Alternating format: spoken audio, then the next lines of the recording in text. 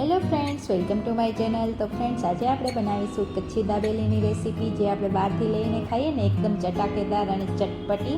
તો આજે આપણે એવી ઘરે જ બનાવીશું. તો વિડીયોને લાસ્ટ સુધી જરૂરથી જોજો. અને હા ફ્રેન્ડ્સ, વિડીયો સ્ટાર્ટ કરતાં પહેલાં તમને રિક્વેસ્ટ છે કે તમે મારી ચેનલને સબસ્ક્રાઈબ ના કરી હોય તો નીચે રહેલા સબસ્ક્રાઈબ બટન ઉપર ક્લિક કરી દેજો અને સાથે રહેલા બેલ આઇકનને પણ પ્રેસ કરી દેજો, જેથી તમને મારા દરેક વિડીયોના નોટિફિકેશન મળતા રહે. તો હવે સૌથી પહેલાં તો આપણે દાબેલીનો મસાલો તૈયાર કરી લઈશું. તો મેં 1 ટેબલ સ્પૂન જેટલું ઓઇલ ગરમ કરી લીધું છે. એની અંદર થોડો હળદી પાવડર અને 2 ચમચી જેટલો દાબેલી મસાલો એડ કરી દીધો છે અને થોડું એવું લાલ મરચું પાવડર એડ કરી દીધું છે. બધી વસ્તુને મિક્સ કરી દીધી છે. અહીંયા ગેસની ફ્લેમને એકદમ લો ઉપર રાખશું. થોડું એવું પાણી એડ કરી દીધું છે મેં મસાલા સાથે. હવે એને ઉકળવા દઈશું થોડું.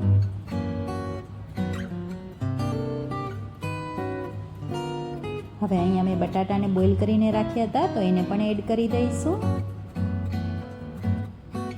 તમે જો આ રીતે મસાલો બનાવશો તો તમારી દાબેલી એકદમ પરફેક્ટ બનશે અને આપણે બારેથી લઈને ખાઈએ છીએ એવો જ ટેસ્ટ આવશે.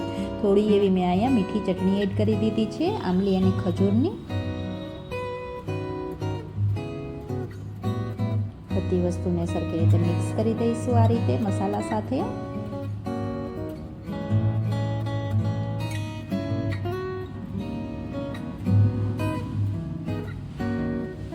હવે અહીંયા આપણે સ્વાદ પ્રમાણે નમક એડ કરી દઈશું અને થોડી એવી આપણે સુગર એડ કરી દઈશું. સુગર થોડી એવી એડ કરવાથી દાબેલીના મસાલાનો ટેસ્ટ ખૂબ જ સરસ આવે છે.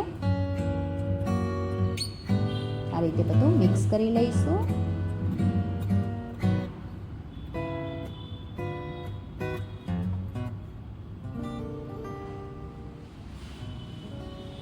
તો મસાલો આપણો અહીંયા બની ગયો છે. તો એને હવે આપણે આ પ્લેટમાં કાઢી લઈશું આ રીતે.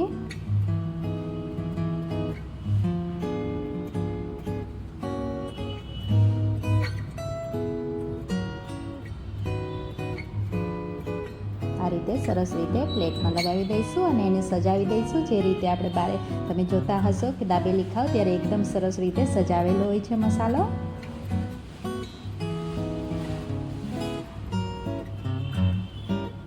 હવે એની ઉપર આપણે થોડા ફ્રેશ ધાણા ભાજી એડ કરી દઈશું આ રીતે.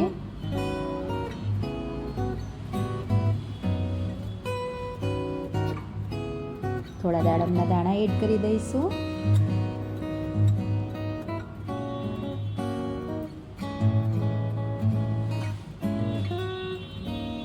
હવે અહીંયા થોડા મસાલા સિંગ એડ કરેલી છે મેં. મસાલા સિંગ તમને બારે કોઈ પણ સ્ટોર ઉપર મળી જશે. તો અહીં આપણો મસાલો સરસ રીતે તૈયાર છે. હવે આ રીતે પાવને કટ કરી અને એની અંદર થોડી આપણે ચટણી લગાવી દઈશું, મીઠી ચટણી, અને મસાલાને આ રીતે એડ કરી દઈશું.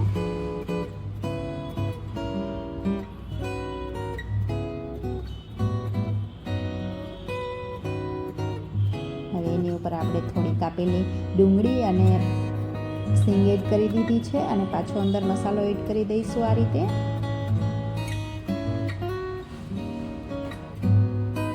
હવે આ રીતે ઉપરથી પણ આપણે થોડી ડુંગળી અને પીનટ લગાવી દઈશું. ઉપરથી થોડી સેવ પણ લગાવી દઈશું આ રીતે. હવે એને શેકી લેવાનું છે. તો અહીંયા પેનમાં મેં થોડું બટર લીધું છે. તો બટર આ રીતે મેલ્ટ થાય એટલે આપણે પાવને એડ કરી અને શેકી લઈશું દાબેલીને.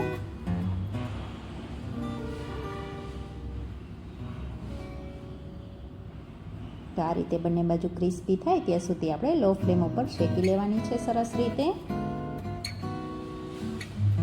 આ રીતે પલટાવી દઈશું. હવે તમે આને તેલમાં પણ શેકી શકો છો બટરની જગ્યાએ.